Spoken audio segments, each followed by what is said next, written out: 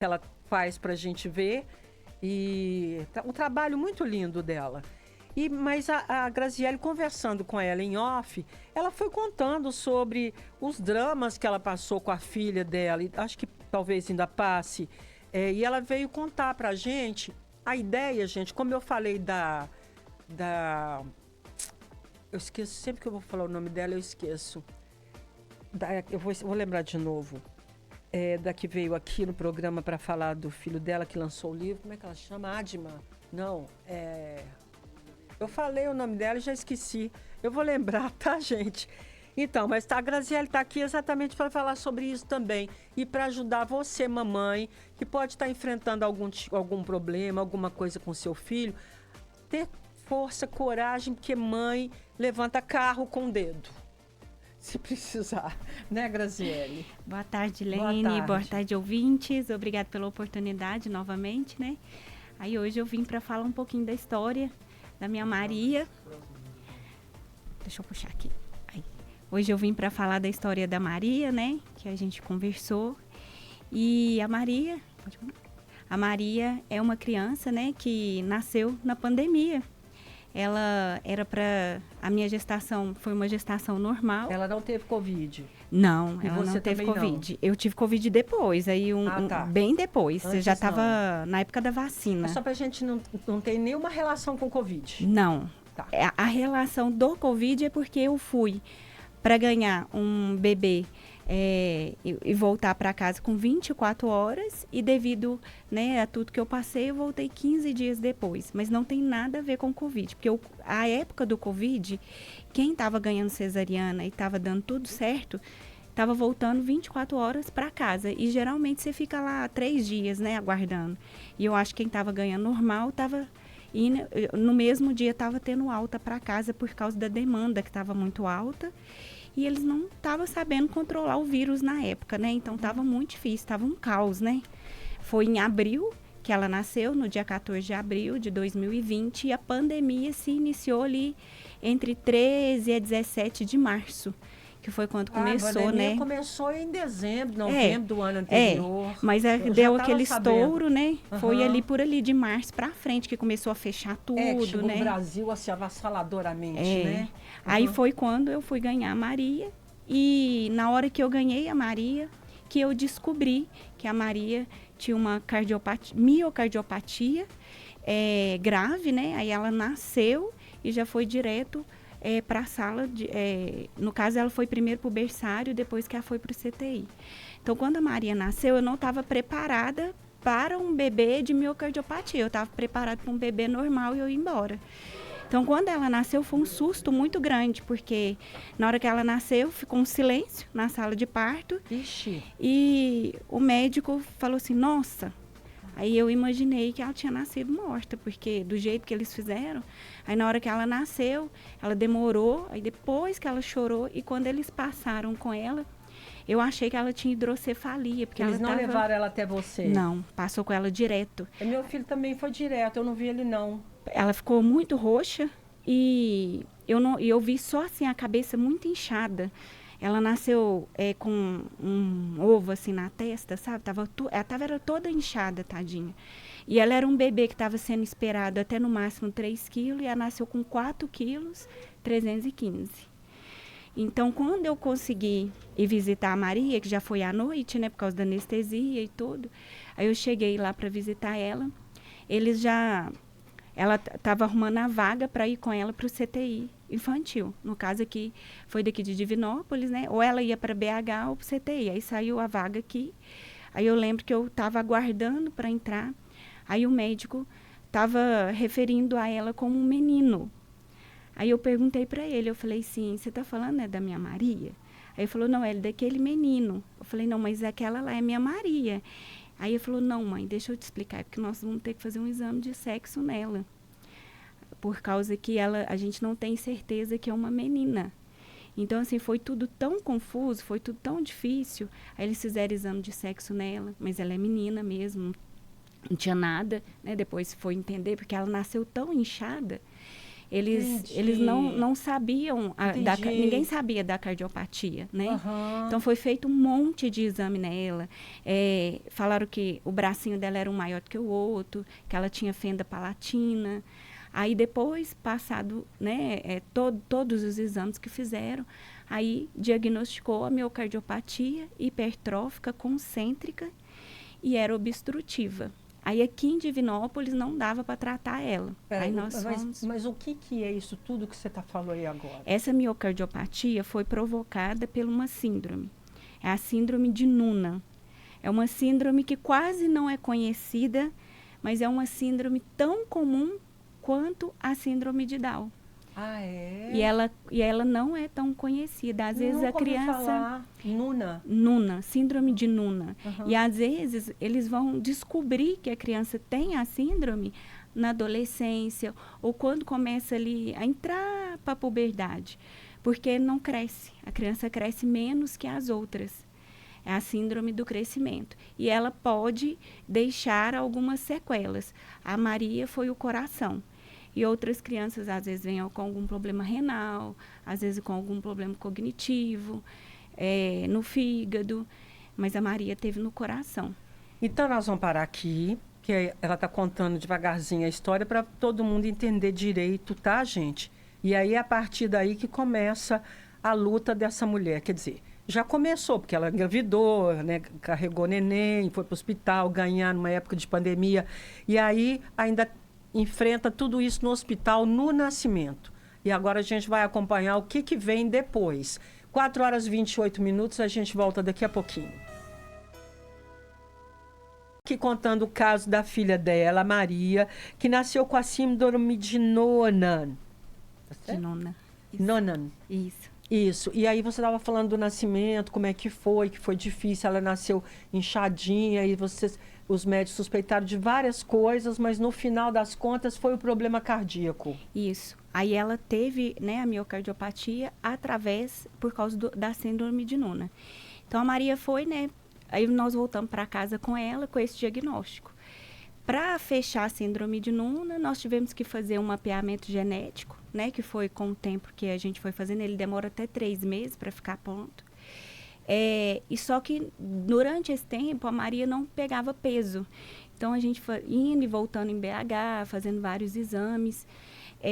Quando ela estava fazendo 9 meses, ela tinha peso de um bebezinho de 4 meses. Então ela não firmava a cabeça. Uhum. Então nós fomos numa nova cardiologista lá em Belo Horizonte e ela nos deu um diagnóstico. Peraí, vocês pagavam por isso? Tudo através de plano de saúde. Tudo plano de de saúde. Então, aí nós fizemos, né, essa nova reavaliação com a cardiologista e lá nessa reavaliação ela nos deu que a Maria não tinha diagnóstico, não tinha prognóstico.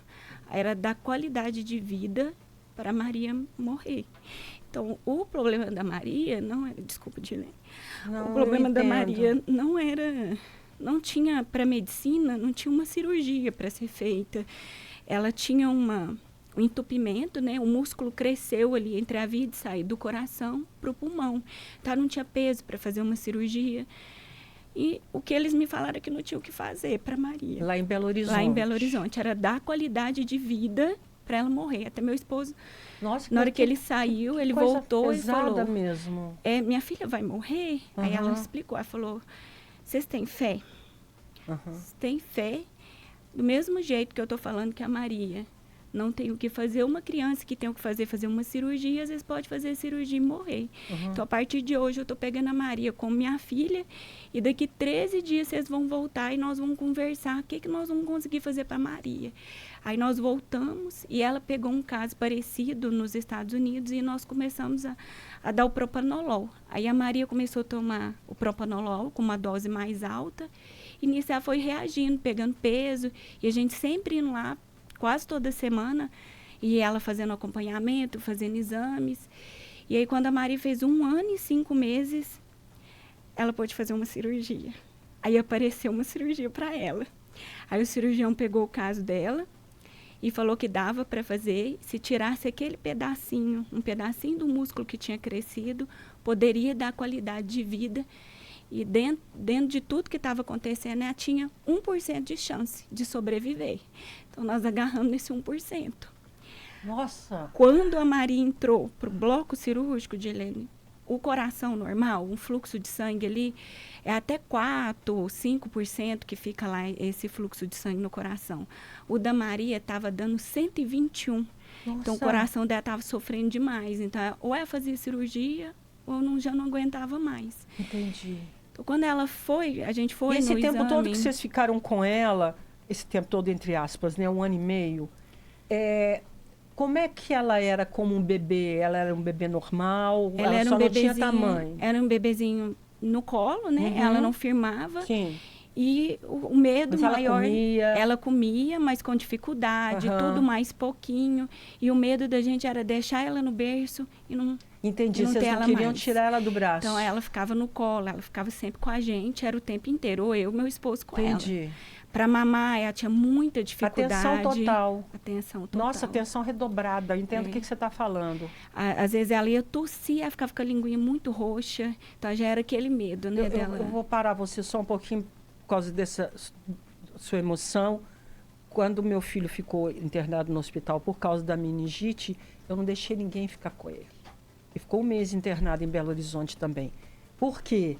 Porque eu sabia coisas que as pessoas que iam ficar com ele não sabiam. Inclusive acompanhamento da febre, acompanhamento de outras coisas também. Então, assim, meu pai ia para o hospital para me dar uma folga, mas ele só ficava lá no quarto, porque eu não saía do quarto. Então, minha mãe ia, eu ficava no quarto. Foi só meu pai e minha mãe, porque minha irmã estava com um menino pequeno e ela ficou com medo de... né, porque era transmissível. Então, assim... eu entendo o que você está falando do grudar, do acompanhar o tempo inteiro. O seu medo de pôr na cama era o meu medo de deixar meu filho com alguém, sair e ele ter a febre dele subir demais e a pessoa não perceber. Então, assim, eu entendo o que você está falando. A gente que é pai e mãe que ama de verdade, a gente sabe que a gente tem que grudar naquele momento ali. É intuição. Né?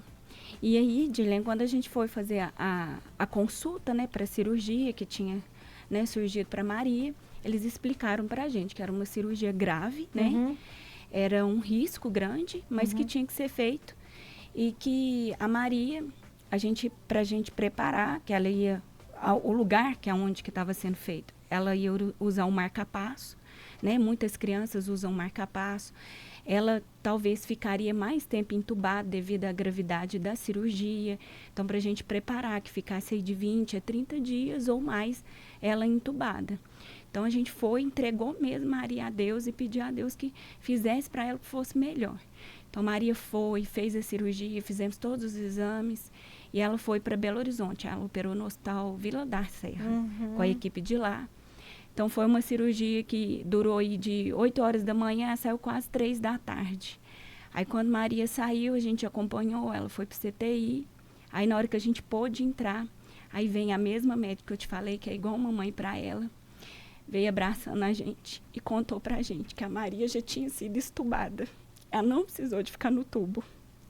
Maria já foi vitoriosa ali naquele momento. Então, aos pouquinhos, né, ela ficou com um dreno, foi uma cirurgia de peito aberto, uma cirurgia de porte grande, né? E, graças a Deus, ela foi recuperando muito bem da cirurgia. E o fiozinho do marca-passo estava ali. Então, pensei que eles iam colocar mais para frente. Aí, quando foi dando 7 dias de cirurgia, veio o cirurgião, eu perguntei para ele se ele ia colocar. Ele, não, mãe, eu estou retirando o fiozinho. Ela não vai precisar do marca-passo. Então, Maria não usa marca-passo hoje, não precisou do marca-passo. Então, Deus, com as suas maravilhas, todas as orações, a Maria não precisou do marca-passo.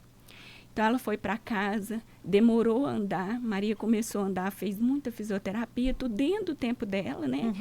Ela, depois de 6 dias que a gente chegou em casa, pós-cirurgia, nós voltamos para o hospital, que ela teve uma pneumonia, que sobrecarregou o pulmão. Ah, sim, né? Meu filho... pós-cirurgia, né? Ele teve a broncopneumonia depois também. Aí nós voltamos e foram, assim, várias internações. Aí até ela Isso fazer... tudo em Belo Horizonte? Vocês ficavam pra lá e pra cá? Sempre indo para BH.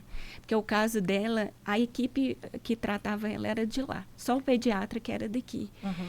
Então a gente ia, tudo internava lá. Aí quando ela foi fazendo 3 aninhos, foi quando ela começou a dar os primeiros passinhos. Aí com 3 aninhos, Mari começou a andar. Ai, que coisa boa. Começou a ter uma vida mais normal. Aí nós passamos em todos os médicos e eles liberaram ela para a escolinha. Pediram para a gente levar ela para a escola. Aí foi meu maior medo, que eu não queria que ela fosse, né? Eu entendi. Eu sei o que você está falando dela ir para a escola, o medo. O medo maior era, né, você não tá as lá. doenças, né, também vinham, respiratória uhum. e tudo. E ela estava naquele momento desenvolvendo o andar ali, naquele momento, de tudo que ela passou. Então, né, a mãe tirou ela da caixinha e deixou ela ir para a escola. Então, Maria foi para a escolinha, começou. Aí, Dirlene, quando a Maria estava fazendo uns 6 meses que ela estava na escolinha, infelizmente, ela teve um acidente na escolinha. Nós vamos parar agora. Ela está muito emocionada, eu entendo, porque até hoje, o meu filho, quando ele adoeceu, ele tinha quase 2 anos. Estava com 1 ano e 8 meses, uma coisa assim. Quando eu toco nesse assunto, eu sinto aquela dor da época. Ela volta. Então, eu vou te dar um tempo também, um tempo para mim também. Daqui a pouco eu vou chorar, nós dois vamos chorar. E aí, como é que nós vamos fazer o programa? Então, vamos de música, 4 horas e 57 minutos. A gente volta emocionando também. Eu falei, gente, daqui a pouco eu vou chorar. Porque a gente fica muito emocionado com essas histórias de superação, de acreditar, de ter fé. Você imagina um médico falar que seu filho tem 1% de chance de sobreviver a uma cirurgia. 1% de chance. Então, isso é agarrar a uma fé, assim, inabalável. Mas aí, a Maria foi tratada, tem uma equipe que cuida dela, que a Grazi estava me contando aqui lá em Belo Horizonte, que ela não larga essa equipe de jeito nenhum, porque eles já conhecem a Maria, acompanham o caso desde que ela nasceu, e também porque ela falou que eles tratam a Maria assim, o nosso milagre. Igual o filho, né? E como é que foi quando eles souberam o que aconteceu com ela? Vamos contar agora o que aconteceu com ela aqui. E aí, Dirlene, a Maria estava na escolinha, né? Uhum. Já estavam uns 6 meses que ela estava na escolinha. Então, quando foi no dia 22 de setembro de 2023, eles me ligaram da escolinha, ela estava de manhã, e pediram, eram umas 11 horas da manhã, pedindo para buscar a Maria, que ela tinha queimado, dado uma bolinha no pé. Aí eu perguntei, o que aconteceu? Ela falou, não, é que ela estava descalça, ela deu uma bolinha, ela pisou numa chapa, numa chapa quente aqui, deu uma bolinha no pé. Eu falei, mas como que ela tá? Ela tá chorando um pouquinho. E na época meu carro estava estragado e o Pablo, a gente morava perto, eu falei, Pablo, desce lá rapidinho e pega ela, que eu estava arrumando a outra para ir para a escola. Eu falei, não é grave? Não, não é não. É uma bolinha que deu no pé. Nossa. Aí o Pablo foi para buscar. Então, quando o Pablo chegou com ela, elas não correram com ela para o hospital? O Pablo, eles deram um socorro na escola e ligaram para a gente buscar. Então, o Pablo veio para minha casa com uma pessoa da escola, que eu não lembro o nome, e essa pessoa estava de carro. Aí, quando ele chegou, eu estava lavando banheiro na minha casa, estava até de chinelo. Uhum. Aí, quando eu olhei, que eu vi a Maria no colo do Pablo, com os pezinhos do jeito que estavam, os 2 pés dela, estava com bolha. A bolha tinha estourado, estava escorrendo e ela berrava no carro. Eu falei, o que aconteceu? Aí o Pablo não sabia nem falar, estava desesperado.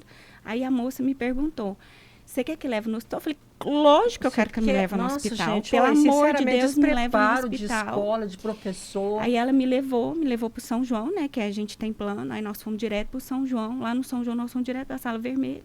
Aí já veio um cirurgião avaliar ela. Esse cirurgião já foi colocando sulfa, sabe? E a perninha dela, Dirlene, pulava de tanta dor. Imagina. Aí naquilo, assim, não pode tinha... dar um coma, não pode entrar em coma induzido, não, no caso assim, será? Eu não sei como seria, porque a Maria, o meu medo maior é a cardiopatia. Entendi, eu tudo sei. que ela já tinha passado. Então, tudo da Maria, coma ali podia ser eles perigoso. ligaram um soro por causa da desidratação. Aí eu já fui na hora. Pelo amor de Deus, coloca na bomba de infusão, porque senão encharca o coração. Não pode receber muito líquido. Então, foi aquela loucura. Então, veio uma cirurgiã, isso aconteceu na sexta-feira, Maria ficou com essa dor. Sexta, sábado no hospital, no domingo veio uma cirurgiã para aliviar ela, fazer um primeiro debridamento. Nisso nós já fomos para o CT infantil. E do CT infantil foram feitos vários debridamentos, né, que é a retirada de pele, e foi constatado que foi queimadura de 2º e 3º grau. E naquilo ali, Dilena, que é sofrimento, e eles queriam dar morfina a Maria, porque no caso teria que dar morfina. Para parar de sentir Só tanta quando dor. a Maria fez cirurgia, Ela não pode lá ela morfina. tomou morfina, deu bradicardia. Então eu vi a Maria chegar a batimento cardíaco de 42. Então quem que ia me confirmar que a minha filha não ia ter de novo? Então não deixei dar. Gente, que loucura. Então foi uma essa pressão história. muito difícil, foi muito complicado ver a Maria do jeito que eu vi. E ela precisar de tomar morfina e eu não podia deixar. Eu não deixei. Ela tomou dipirona e ele foi passando os dias. Graças a Deus apareceu um médico, mais um anjo na vida da Maria, que é o Dr. Ricardo, cirurgião plástico aqui de Divinópolis. Aqui. Ele pegou o caso, eu não lembro direito se foi alguém que solicitou ele, ou ele ficou sabendo do caso e assumiu. Agradeço demais a ele. Ele veio e foi fazer mais um debridamento nela, mas aí ele viu a oportunidade de fazer um enxerto. Então ele tirou da perninha dela, fez uma raspagem na perninha e fez um enxerto na planta dos pés. Aí ela ficou mais uns 10 dias, né, com o pezinho enxertado. Nós ficamos no CTI mais um tempo. Por que do CTI? Não é só porque ela era cardiopata, é porque o risco de infecção, aonde que foi, Claro, nos pés. Os pés era gigantesco. Então, além da cardiopatia, tinha a parte que poderia dar uma infecção, podia chegar no osso. Toda vez que a Maria foi para o bloco fazer um debridamento, ela teve que ser entubada. Então, você imagina a minha cabeça e do Pablo. E a dela também, né? Quando ela ia lá para dentro, tinha que dar anestesia. Por mais que eles falam assim para a gente, mas é tranquilo. Eu sei. É tranquilo, vai entubar, é só para anestesia geral, mas aquilo, o pensamento era, e se ela não voltar? Quanto tempo que ela vai ficar? E o coração, vai aguentar isso tudo? Então, foi toda essa pressão. Eu lembro um dia uma médica chegou para mim e falou, mãe, ela está sofrendo porque você não está deixando dar morfina. Deixa dar morfina, nós somos uma equipe especializada. Mas, Gilene, eu não consegui deixar, sabe? Não deixei, porque meu maior medo é eu dar morfina e ela não conseguir aguentar. Mas, graças a Deus, apareceu, ela fez o enxerto, deu tudo certo. Depois a Maria foi para casa. Eu sou técnica de enfermagem, então continuei fazendo o curativo lá em casa. E ela foi, né, tratando. E agora, graças a Deus, Maria está bem. O pezinho dela, você viu ela aquele dia, né? O pezinho dela tá bem, tá perfeito. Ela deu só uma queloide, onde que foi retirada da pele, né? Mas a gente já está procurando. E hoje, Helena, eu tenho força para poder correr atrás de tudo para ela. Hoje nós estamos atrás do endócrino, né, para ela poder tomar o hormônio do crescimento. Alguns querem que ela tome, outros não. Mas o que eu quero deixar, né, aí para os pais, para quem está com algum diagnóstico de doença na família, de enfermidade, que não deixe esse diagnóstico parar vocês. Corra atrás, sabe? Por mais que a gente tenha um não, esse não é um não por quê? O que eu posso fazer para melhorar? Onde que a gente pode buscar? E hoje eu tenho buscado forças, né? Além de tudo, a Maria ela me ensina todo dia que essa vida aqui, a gente está de passagem, mas que a gente pode amar mais, a gente pode se ajudar mais, a gente pode olhar para um outro com um olhar diferente. Por que a pessoa está passando aquilo? O que eu posso fazer para ajudar? O que a gente pode melhorar na vida dela? Então, a Maria eu tive muita dificuldade com muita coisa, porque ninguém conhecia a síndrome de Nuna. Não se é falado do Nuna. Então, o que a gente pode fazer para melhorar para uma criança que tem a síndrome de Nuna? E eu sei que deve ter muita mãe que está me escutando aqui agora e que tem esse diagnóstico e às vezes não consegue buscar melhorias, mas que a gente tenha força, que a gente corra atrás. Não só o Nuna, mas outros tipos de doenças que aparecem também e às vezes a gente fica estagnado com o diagnóstico. Para não estagnar, para correr atrás. Porque tem muito diagnóstico que pode ser feito, porque o SUS, ele dá o cariótipo, um exame, um diagnóstico, é um exame genético que é feito e nele você descobre a síndrome de Down. Ele é pago pelo SUS. Já o mapeamento genético, o SUS não paga. Então, você tem que estar fazendo para você descobrir qualquer síndrome que seja, para você conseguir fechar qualquer diagnóstico. Então, nós passamos muita coisa. Eu fiz um resuminho aqui rápido, mas é muita coisa que a Maria fez. Foi exame, foi muitos nãos que a gente recebeu. Deu para entender que eu sei que não foi, que aqui foi um resumão, lógico. Isso aí durou quantos anos? 5 anos que nós estamos na luta com a Maria. Hoje ela é uma criança saudável, né, que ela pode fazer de tudo. Esses dias a gente estava comemorando que ela está pulando com os 2 pezinhos agora, que antes ela pulava com um pezinho só. Ela machucou, queimou os 2 pés ou foi um? Os 2 pezinhos. Nossa. Os 2 pezinhos que ela queimou. E aí Maria teve que ficar sem andar de novo, teve que fazer fisioterapia. Maria fez mais de 1 ano de terapia com psicólogo, com fonoaudiólogo. A escola te ajudou de alguma forma? Pelo menos com apoio emocional? Dirlene, nos dias que teve o acidente, a escola entrou em contato com a gente, eles tentaram conversar com a gente. Só que chegou num certo ponto que eu quis a Maria, entendeu? Entendi. Eu precisava de ajudar a minha filha naquele momento. Eu não queria entender mais o que tinha acontecido. Eu queria ajudar ela naquele momento, tratar tudo que eu precisava. E aí agora nós estamos tentando entender o que aconteceu para que não aconteça mais, né? Não vai acontecer. Olha, depois de tudo que vocês passaram, agora está na hora de um pouco de bonança. Respirar. Né? Que bom, olha, fico muito feliz de saber que está assim. Eu lembro, desde o dia que eu vi a notícia, eu fiquei pensando, meu Deus, como essa mãe deve estar sofrendo, essa criança também, sabe, assim, senti mesmo, e assim, sei tudo que você está falando, né? Eu tive problema de outra forma, e graças a Deus meu filho está aí hoje, está bem, está grande, saudável, e a sua Maria também vai estar. Se Deus quiser. Agora ela está bem, né? E que ela sirva de inspiração para outras mães que estejam passando por algum momento difícil, que busque, não deixa, né, o diagnóstico no colo. Vamos correr atrás, porque é com fé e buscar que a gente consegue chegar onde a gente precisa.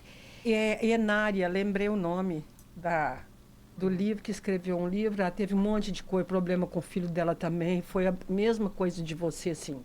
Foi outra doença, mas aquela loucura de buscar, sabe? Eu acho que quem busca, quem procura, acha. E né? acha. Mesmo que falem, não tem jeito e tal, mas busca. Alguma coisa vai melhorar. Vai. Não, né? Tem que tentar, né? Não pode deixar de tentar. Obrigada, querida. Para quem quiser conhecer a Maria, ela tem a rede social dela e lá eu conto toda a história dela também. Tem. Aí tem até todo o acompanhamento dela de médico, a gente coloca para quem quiser. Qual que é a rede social dela? É @MariaBabyGandra. Babygandra 1. Tudo junto. Tudo @MariaBabyGandra 1. Gandra 1? Isso. Ah, tá. @BabyMariaGandra 1.